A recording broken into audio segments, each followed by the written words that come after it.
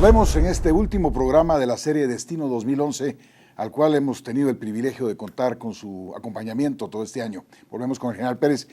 General, cuénteme un poco sobre la aproximación en ese proceso de reingeniería, de modernización, de educación a lo que es el policía, de dignificación de la tarea del policía. Hay un elemento clave para las fuerzas de tarea, para esos operativos de corto plazo que usted mencionaba, los operativos rápidos, el tema de derechos humanos. ¿Cuál es el enfoque que piensa darle usted a ese tema, que es también una preocupación de amplios sectores en nuestra sociedad? Bueno, definitivamente nosotros así lo consideramos también, y lo que estamos haciendo, Julio, es que en esa fuerza interinstitucional va a haber una persona que va a ser responsable, una persona que le va a estar reportando al pueblo de Guatemala qué está pasando en el tema de las extorsiones, una persona que además de tener las fuerzas y los recursos que se le van a asignar, va a tener la capacidad, y eso es algo que yo voy a estar supervisando directamente, de poder generar la confianza para que los que están sufriendo extorsiones se vayan acercando, que se atrevan a dar su denuncia, que se atrevan a participar directamente con esta fuerza que va a ser responsable y con la persona que va a ser responsable, porque es la única forma como vamos a lograr enfrentar estas extorsiones. Pero por otro lado, les quiero contar que yo ya tuve algunos acercamientos y hay gentes que nos han dicho, si usted es capaz de hacer esa fuerza de tarea y poner la responsabilidad, yo estoy dispuesto a presentar las denuncias y a constituirme como acusador. O sea que la población guatemalteca no es que no tenga el valor, está dispuesto a hacerlo, pero quiere encontrar un referente en la institucionalidad del país que esté haciendo las cosas bien hechas, y por supuesto es lo que vamos a hacer en gobernación con estas fuerzas de tarea. Así que, pero incluimos ahí a la fuerza de la Policía Nacional Civil, al Ejército, a un equipo de inteligencia, le pedimos que participe, que se asigne un fiscal para los operativos, para asegurarnos que se le puede dar seguimiento de una vez en la cadena de justicia. Y por supuesto le vamos a pedir al Procurador de Derechos Humanos, además de la institucionalidad que es del gobierno, que vela por los derechos humanos, para que él pueda nombrar un delegado y que participen para asegurarse de que todo está cumpliéndose conforme el respeto a los derechos humanos y garantizarnos de que los operativos están dentro de lo que marca la ley. Cuando usted menciona ejército, hay diferentes percepciones, y tal vez sería bueno aclarar.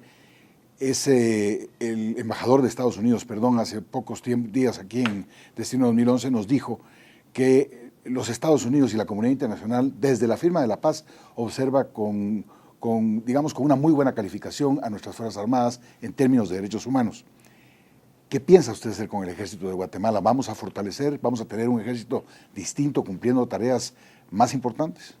Bueno, vamos a tener un ejército participando y ayudando a recobrar la seguridad y la paz que nos merecemos los guatemaltecos. Vamos a tener un ejército que hoy en el Ministerio de la Defensa hay más de 350 solicitudes para que pongan un destacamento en las comunidades, en las áreas urbanas, incluso están pidiendo que lleguen destacamentos. Y no lo han hecho obviamente porque no se ha diseñado un plan que verdaderamente el ejército pueda cumplir una función directa para ayudar a los guatemaltecos a tener esa confianza y esa seguridad que nos merecemos.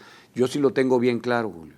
Estoy dispuesto, no vamos a hacer lo mismo que se ha hecho hace 16, 18 años, en donde lo que se le ha denominado al plan de las fuerzas combinadas, en donde participan 3, 4 policías y los van acompañando 3, 4 soldados, que lo que se ha generado en algunos momentos es la percepción de que hay presencia, por lo menos en determinadas áreas, pero que no ha demostrado que tenga efectividad para el combate real de la violencia y de la inseguridad o de la delincuencia común. Y por eso estoy diseñando un plan diferente, que es esta propuesta de las fuerzas de tareas interinstitucionales. Esas fuerzas de tareas son diferentes a lo que hemos visto haciendo al ejército en estos últimos 15 años.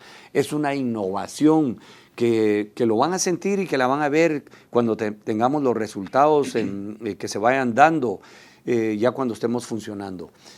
Así que, primero que nada, quiero decirle que hay un elemento que es diferente completamente. Porque aquí se habla y hemos escuchado a otros candidatos diciendo también que resulta ser más de lo mismo y que no hay un elemento diferenciador. Nosotros sí lo tenemos. Tal vez no lo ha terminado de explicar y la gente no hemos tenido la oportunidad de hacerlo como lo estamos haciendo ahora, pero no va a ser más de lo mismo, no van a ser más de las fuerzas combinadas. Estas fuerzas interinstitucionales marcan una diferencia en donde se van a optimizar tanto los recursos de la Policía Nacional Civil como los recursos del Ejército para que vengan a contrarrestar los principales delitos que hoy estamos sufriendo los guatemaltecos. Hay un tema que preocupa muchísimo y que casi nadie le pone atención porque es un tema lejano, pero que es fundante en todo esto, y es la recuperación territorial por un lado y la porosidad fronteriza, tanto en el norte como en el sur. Me imagino que esas son áreas donde van a poner especial atención. Sí, definitivamente. Aquí lo que nosotros tenemos que hacer y que no se ha hecho, Julio, es, primero, al Ejército se hicieron varias reducciones.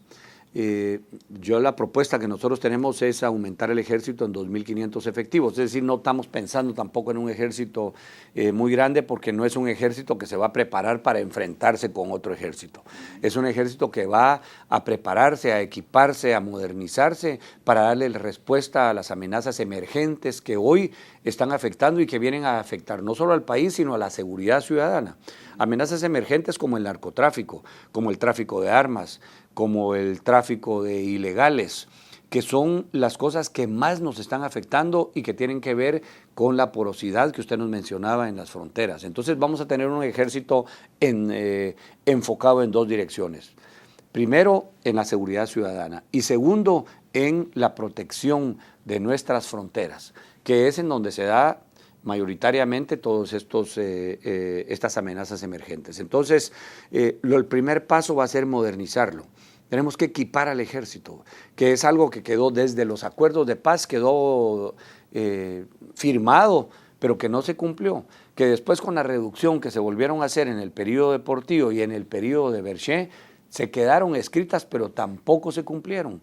Y que ahora lo vamos a tener que hacer. Fusiles que tienen 20 años, 25 años de estar en manos, más 30 años de estar en manos del ejército, es un proceso que hay que hacerlo, que hay que modernizarlo, que hay que reequiparlo. Además de eso, los sistemas de comunicación, los sistemas de inteligencia, los sistemas de transporte del ejército, para tener una capacidad de desplegarse rápido en los lugares en donde se necesita, va a ser importantísimo. Modernizar la Fuerza Aérea, que hoy prácticamente no tiene recursos, y modernizar la Marina Nacional va a ser importantísimo para cuidar nuestros litorales. Así que hay mucho que hacer ahí, pero que yo tengo la visión clarísima. Lo que ha pasado con el ejército, le cuento, Julio, es los presidentes. Cuando llegan, siempre llegan con una gran desconfianza con el ejército. Y cuando van terminando su periodo de 4 años, salen diciendo que el ejército es la institución más fuerte, la institución que más los ayudó, la institución que mejor respondió, que mejor cumplió con sus tareas, pero se tardaron 4 años en que esto pasara. Yo lo conozco, estuve 30 años, sé de sus capacidades, sé de sus fortalezas, sé de sus necesidades y desde el primer día vamos a ver un ejército con dignidad, fortalecido y que va a estar ayudando en las principales tareas de la seguridad ciudadana. En ese modelo de seguridad integral que usted nos va mostrando a lo largo de este programa, ¿qué papel juega la comunidad internacional? ¿Qué papel juega la futura relación entre su gobierno y los Estados Unidos, por ejemplo, en el planteamiento que hizo la secretaria Clinton en la reciente cumbre de seguridad regional organizada por el SICA? ¿Qué papel juega la relación bilateral con México y con los países del Indo-Centroamericano? Bueno, yo ahí la visión que tengo creo que es una visión muy clara, Julio, que no la he visto en los otros candidatos. Y es una visión que primero nosotros, para enfrentar el crimen transnacional, que es el crimen organizado, que son de las amenazas emergentes, lo primero que tenemos que tener nosotros como país es una estrategia regional. Y esa estrategia regional tenemos que impulsarla. Tiene que haber un liderazgo, que es el que yo me propongo, para que esa estrategia regional se convierta en una realidad. Esto involucra a Estados Unidos, pero comienza en Estados Unidos y termina con los países del sur, que son los países productores, pasando por todos los países centroamericanos que han sido utilizados como países de tránsito y como bodegas. Entonces, lo primero es una estrategia regional. De esa estrategia regional se debe desprender estrategias bilaterales.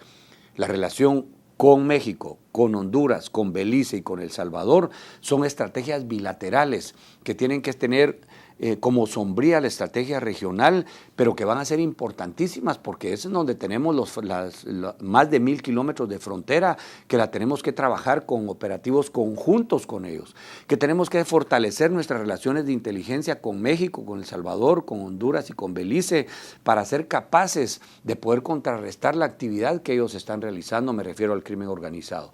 Y por último es una estrategia nacional que son la que hemos estado platicando en fortalecer la inteligencia, tener preparadas unidades élites de la Policía Nacional, unidades élites del Ejército, que nos permitan verdaderamente retomar el control de nuestro territorio y tener la gobernabilidad que todos queremos y hacer una lucha frontal en contra del narcotráfico y del crimen organizado.